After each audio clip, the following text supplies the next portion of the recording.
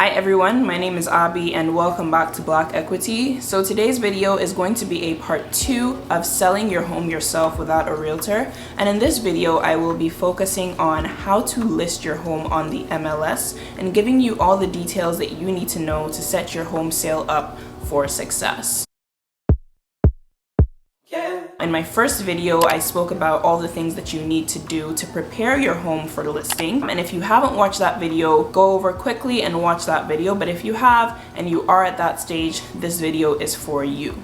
The very first step that you need to do is to find an online listing agency. The reason why you need to find a listing agency to list your home on the MLS is because due to regulation, it means that an individual homeowner is not allowed to list their property on the MLS themselves, and they must go through a brokerage. This brokerage does not in any way represent you. They only use the information that you provide them to list your home on the MLS. This means that you have to do all the legwork that I will tell you about, but that's okay because it's a small price to pay for the amount of money that you will be saving. I personally used forsalebywowner.ca. I know there are multiple brokerages that provide services to list your home on the MLS, and each of those brokerages will have different packages involved. I chose the package that let me list my home both on forsalebywowner.ca as well as the MLS directly. And then you can also select things like getting signs for the for sale sign outside your house. There are probably a bunch of other things that you can select depending on your location and your market. The second thing that you need to do is to price your home competitively. As a homeowner and someone that has lived in the house, you are more emotionally attached to your home because you've seen its in and outs and you know the great things about your house. But when you're looking to determine your price, you need to be very detached from your home. I think that the best way to determine your price is to look at the comps or the comparables in your area. Now, when I was doing my pricing, I had tracked my area for a couple of months before we even decided to sell. And so I knew what the market was saying and I knew what similar homes were going for in my area. So when you're looking at comps, you want to look at a few key things. You want to see how many bedrooms it has, how many bathrooms, how updated the home is, and compare it to yours. So my home is a 3-bedroom, 1-bathroom home, and we have revamped the whole thing. So when I was looking for comps, I was also looking for 3-bedroom, 1-bathroom homes in this area that have sold recently and that have also been updated. Now, I also saw some homes that weren't updated, and so I could understand that I would need to price my home above the ones that have not been updated. I think it also depends on the market that you're in, whether you're in a seller's market or a buyer's market. If you're in a seller's market, which is a market where there are a low number of homes on the market for sale and there's a lot of buyers, then you can price your home competitively to incite a bidding war where multiple buyers will bid on your home and typically they will pay over asking price. Now, that's exactly what I did. I priced my home competitively, which meant that I priced it just a little under market value,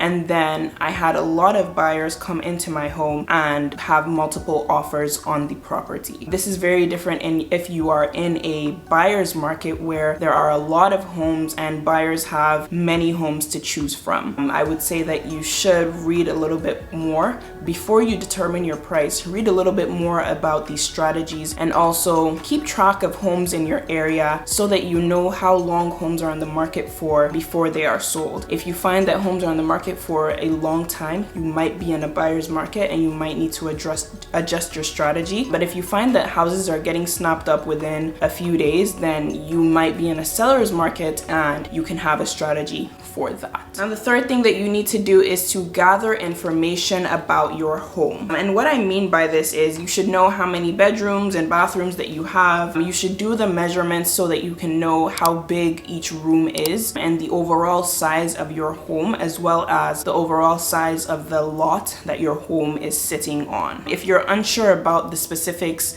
of your lot size and things like that, you might want to check the documents you got when you bought the home. Sometimes the previous seller would have included a survey. That's what happened to me, but I think there are other ways that you can also determine the lot size other than measuring it yourself, such as hiring someone to do the survey, but honestly, you're trying to save money here, so I don't think you should hire someone unless you have to. So yeah, determine the information about your home and gather all those specific facts about your home, whether you have a basement or you have a crawl space, or whether your basement is fully finished or it's half finished or it's just completely unfinished. That type of information is necessary when you are placing your home on the MLS. The fourth thing that you should do is to start creating your descriptive listing. Now that you have all the facts about your home, what you should do is to highlight everything that's great about your home. So if you have very large bedrooms, if your AC and your furnace are recently updated, whatever it is that will make buyers attracted to your home, take 5 or 6 of those things and highlight them in your descriptive listing. If you don't know where or how to start writing a listing,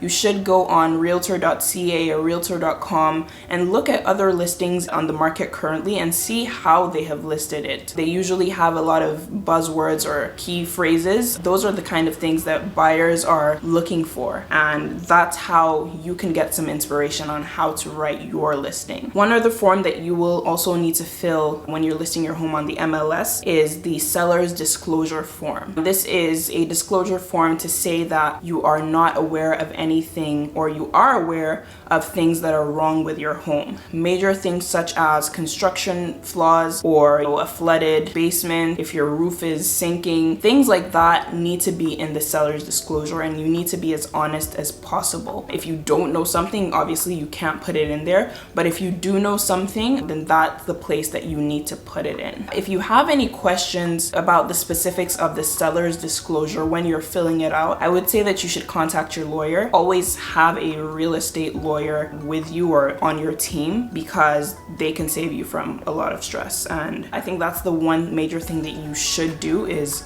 when you're starting, have someone that's on hand that you can call and ask a couple of questions, especially if this is the first time that you're doing it yourself. Step number 5 is to determine how you will show your property. So because you are effectively your own listing agent, you'll need to know how you'll show your property. In that sense, I mean, you'll need to know whether you'll be there yourself for every single showing, or you will have some type of lockbox or an automated system to let buyers and potential buyers into your home during showings. We were not there for every showing because we have young kids, but also we had over 40 showings in the time that we listed our property, and it was just impossible to be there for every single one. So we had a lockbox, but I'll say that the reason why we were very comfortable with the lockbox and just letting people into our home was because each person was coming with their agent, and that just gave us a level of comfort versus if it was just a complete stranger that was coming into our home. The other thing that you need to do is to determine the period that you'll be showing your house in. We showed our home for a span of 5 days, and in those 5 days we left the house completely.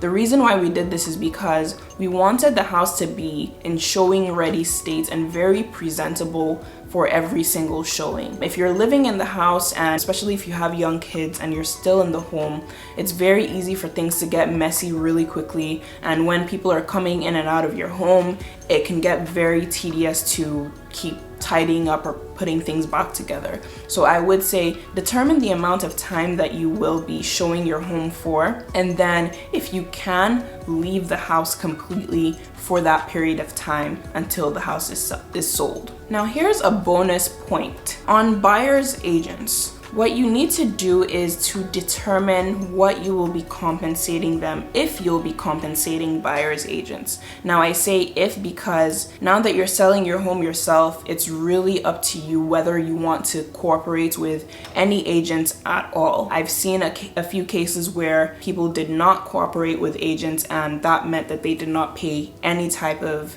realtor fee. In our case, we decided that we were going to pay the full commission for buyer's agents, and we did this because we just thought it was fair, as well as it wasn't so much about the money, but it was more about being able to prove that we could do something that isn't typically done in our area or in our industry. So really it's up to you to determine whether you will want to pay buyer's agents and how much you want to pay them, and then make that clear in your listing. When you're determining that amount that you want to pay or the percentage that you want to pay, be fair, as well as understand that if you're not compensating agents, they might shy away from showing potential buyers your property. And at the end of the day, you want to sell your property. They want to help a buyer buy a property. So I just felt like it was the best case scenario to compensate those agents. Okay, so now you have all the information that you need to post your listing on the MLS. Once you do this, send your application in and someone will review all the information that you posted. If there are any questions, they'll get back to you.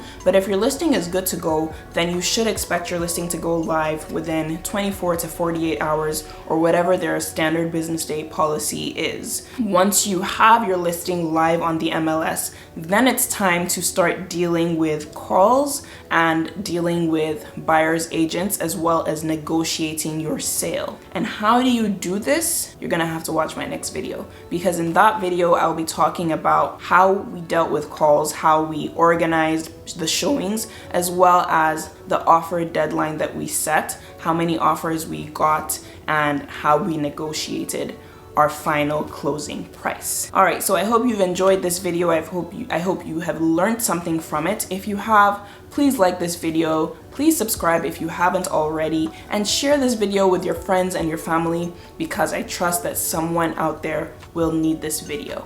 All right, till next week, bye.